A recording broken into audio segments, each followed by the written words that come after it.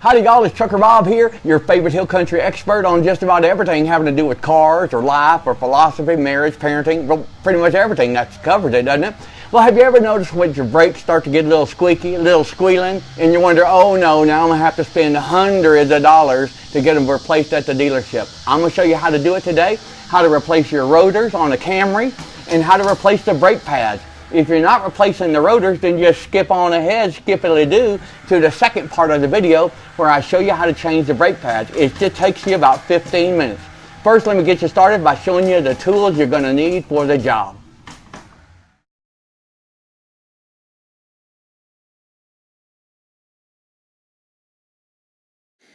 Now here's a picture of your caliper assembly from an overhead kind of view.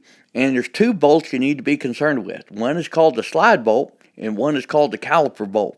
Now, there's also a slide bolt and a caliper bolt on the underside of the caliper assembly, but I couldn't get a picture of that very well, but you just feel around and you'll find them. First step is to simply remove the caliper bolts that are 17 millimeters. Don't mess with the slide bolts yet.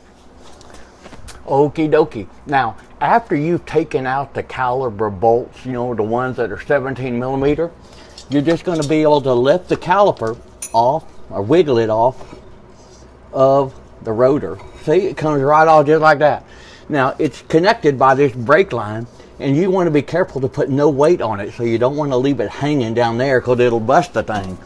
Sometimes what I do is I get me a little coat hanger and I weave it through here so that I can secure it and hold the caliper up just like that, if you see it. Because the next thing I'm going to do is I'm going to get a hammer and I'm going to see my rotor doesn't come off very easily. And that's okay, it's not supposed to. But what you're going to do is, what I'm going to do is I'm going to bang it real hard with a hammer. You're not going to hurt it because you're going to be throwing it away, right? Recycling it. So we're going to bang it pretty hard until it loosens up. Now I'm going to turn the volume off because it's going to be so loud. You don't want to do this when the kids are sleeping. You don't want to do it early in the morning or late at night because then your neighbors and the trailer next to you are going to get upset, okay?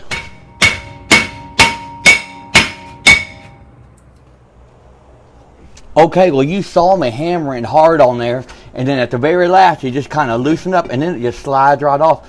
There's no bolts holding it on or nothing. Now again, I told you don't do it late at night or early in the morning because your neighbors aren't going to like it. And I'll just tell you, just kind of secret like Jimmy Bob just came over from the trailer next door.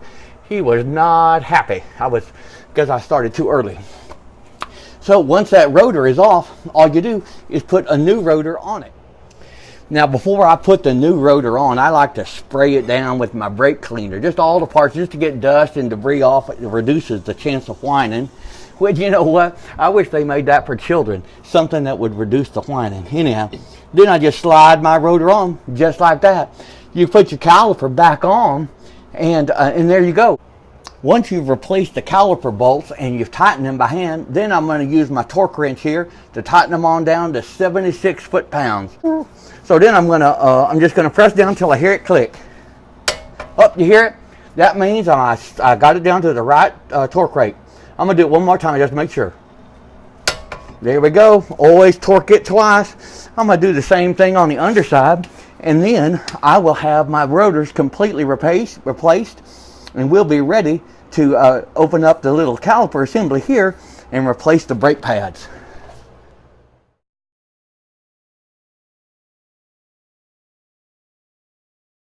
Remember this picture? Well, to replace the rotors, remember that we just pulled out the caliper bolt. To work on the brake pads, we're just going to replace or pull out and remove the slide bolt. But here's a tricky to it. You're not going to take out the top slide bolt, but only the bottom slide bolt. Watch here. All right, now we're going to take out just one of the caliper slide bolts that's right up here. Now I'm going to take off the bottom one, so I'm going to stick it down here.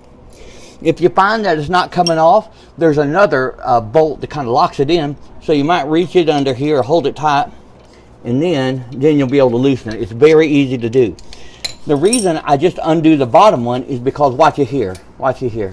If I do just the bottom one, then I can swing my caliper up, my assembly, my brake pad assembly here, just swing it right up. I don't even have to undo that top one like that and take it all off and make a big mess and stuff like that. So let me show you what you do next. I went ahead and did a little switcheroo on the camera angle so you could see the brake pads better. Now, one thing to notice when you take your brake pad out, remember the orientation. That's a big word, I know, but remember the orientation of it. And remember this little piece right here. I don't know what it's called. I call it the squealer, because if your brakes get too thin, the little squealer will rub against the rotor and let you know you've done gone way past the natural life of your brakes, buddy. So most likely the new pads that you bought will not have one of these on it. So you want to get a little needle nose pliers, just wiggle it off and put it on the new pad. But you want to make sure you remember which end is up and all that kind of stuff, okay? So now we just take out the other pad and look at this. There we go, wiggle it out, and look, it just comes right out too. I remember which way it was facing, that always helps me. And then I'm going to get my new pad. I'm going to squeeze, rub a little grease on them, and then I'm going to pop them right back in, and I'll show you that in just a second. Okay, now before I put my new brake pads in, remember they are thicker than the ones that I just used up. That's why you bought them. They're brand new, so they're thicker. But you're going to have to depress this brake cylinder here all the way in a little bit, because it's been, as you've been braking, it's been pushing against your pads, so they fit up nice and close to your rotor when it's time to brake. But now that you have new pads that are thicker, this thing has to go back in. It's like a little hermit crab. Maybe that'll help you. Little hermit crab, it's got to go back in its shell.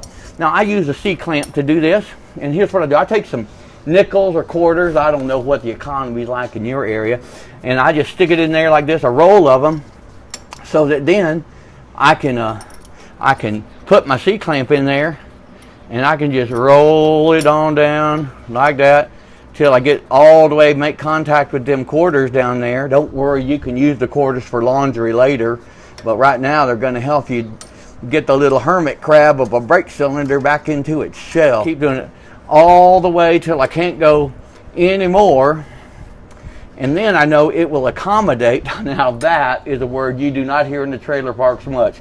It will accommodate my new thicker brake pads. See, now I just loosen her up like this and get that thing all the way out, get my C-clamp out of the way, and then we'll be lickety split, almost done.